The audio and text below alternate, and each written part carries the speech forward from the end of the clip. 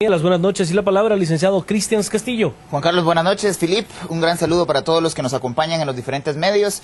Creo yo que es importante iniciar afirmando que la libertad de expresión es de las mejores cosas que han funcionado en nuestra democracia guatemalteca. Cuando evaluamos, por ejemplo, el desarrollo de la institucionalidad en materia judicial, es donde más tenemos déficits.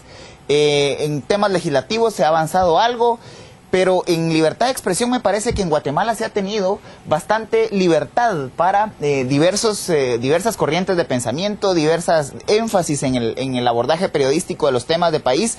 Y esto lo que nos hace pensar es que la relación entre Estado y prensa siempre va a ser una relación tensa, aquí en cualquier parte del mundo.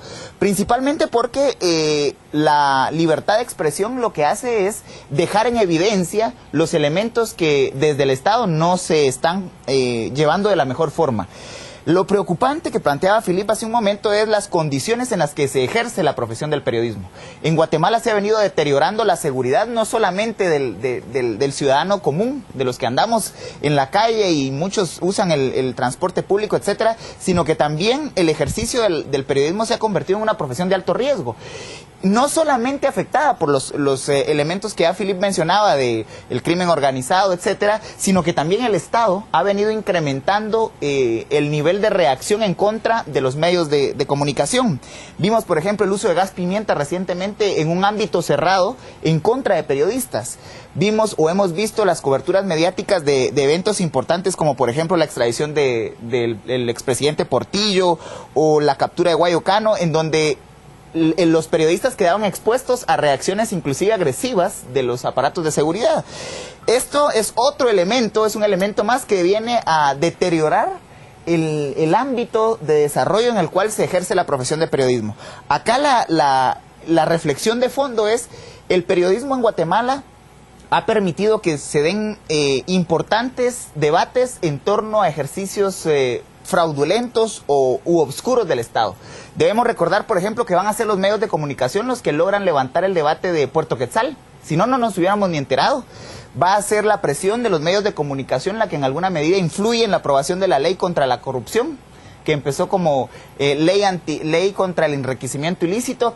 Es decir, los medios han jugado un papel importante y los medios tienen la capacidad de ser un instrumento de ejercicio de ciudadanía, que es un poco lo que hacemos en este espacio, construir ciudadanía a partir de la libertad de expresión. Y por supuesto, yo conociendo del tema, he dedicado mi vida a esta profesión, y le digo, acá para muchos colegas, pues es un ejercicio más simple que para los colegas del interior de la República, donde estos grupos de poder están enquistados y son plenamente reconocibles y ejercen un método de presión muy fuerte en contra de la vida de algunos compañeros en lugares tan peligrosos como San Marcos, como Huehuetenango, donde pues mencionar el nombre. No sé si tiene algo que expresar, licenciado Castillo. Me parece que este debate nos lleva a analizar que la libertad de expresión también tiene límites. Es decir, no podemos en nombre de la libertad de expresión pues transgredir todos los cánones éticos o llegar al insulto o a la confrontación personal. Y no lo digo en un caso en particular, sino que me parece que es importante afirmar que la expresión debe ser mesurada, debe ser crítica, pero que no puede trascender ciertos límites, y lo planteamos en esta misma tribuna cuando analizábamos, por ejemplo, el planteamiento del Peladero, que ha sido un espacio que ha transgredido ciertos límites. Igualmente criticábamos la denuncia o la posición de la jovencita que agredió a la vicepresidenta cuando ella dice que fue por libertad de expresión. Lo que pasa en esos casos es que si permitimos o dejamos que la libertad de expresión le dé rienda suelta al libertinaje de una sociedad, lo que nos lleva es a una confrontación innecesaria. Insisto, no me refiero a un caso en particular, pero sí debemos reflexionar que todos los espacios en los cuales podemos expresar nuestras ideas también conllevan la responsabilidad de hacernos partícipes de un espacio amplio para el debate público. Vámonos a las redes. Lo escucho, licenciado Castillo.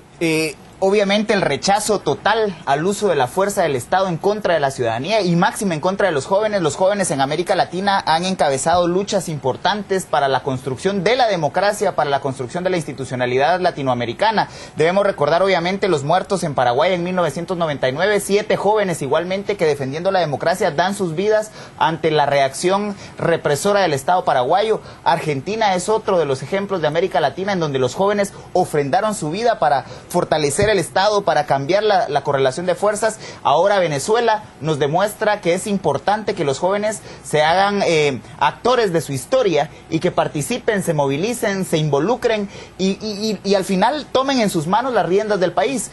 Es totalmente deplorable que en un Estado como el venezolano ya el régimen empiece a llevar la fuerza pública en contra de la ciudadanía. Hemos visto una polarización que tuvo una expresión electoral en las últimas elecciones en este país, en donde media Venezuela votó a favor y media Venezuela votó en contra de lo que hay actualmente como régimen político. Sin embargo, ya estas acciones son totalmente rechazadas a todas luces.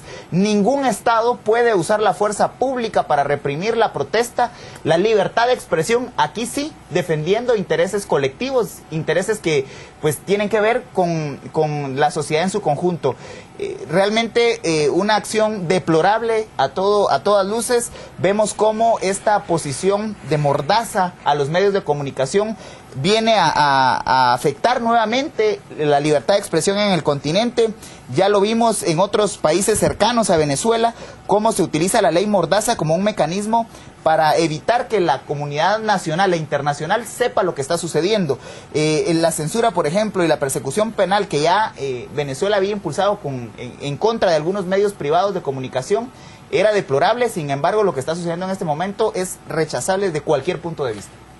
Tomando en cuenta lo que expresaba el licenciado Castillo, recordando movimientos juveniles que han ofrendado vidas, no podemos olvidar lo ocurrido en Tlatelolco, en México, hace ya bastantes años. Lo escucho, Filipe. A ver, la puntualidad requerida, lo escucho, Cristensen. Bueno, me parece que el debate de la reforma a la Constitución Política de la República de Guatemala ya viene de hace varios años. Debemos recordar que en el año 2009 asistimos a todo un proceso de debate en torno a la propuesta de prorreforma, de introducir una reforma integral a la Constitución Política de la República. En aquel momento me parecía que las condiciones no daban para una reforma como la planteada por Prorreforma, y a partir de eso se levanta un debate si era necesario o no reformar la Constitución Política. La conclusión fue que sí, es necesario. Sin embargo, las condiciones políticas en este momento en el Estado guatemalteco no permiten abrir lo único que sostiene el modelo republicano y lo único que ha sostenido los derechos ciudadanos en Guatemala. Me parece que el levantar este debate desconoce 5 propuestas de reforma constitucional que hay ya en el Congreso de la República, una de ellas que está centrada específicamente en materia de seguridad y justicia, que es los únicos temas que en este momento tienen consenso nacional. La Constitución es como una caja de Pandora, si la abrimos puede generarse una distorsión del modelo político guatemalteco que nos puede resultar peor la medicina que la enfermedad. Y esto va de la mano de los resultados de la reforma de 1993. Cosas buenas se lograron introducir, pero junto con esas reformas positivas entraron realmente cosas que han afectado sobre todo las finanzas públicas del Estado. Acá me parece que no hay condiciones en este momento de la historia política guatemalteca para hacer una reforma, menos viniendo de una propuesta de la clase política. La clase política ha manipulado, por ejemplo, las reformas a la ley electoral y de partidos políticos, que ese debate se agotó.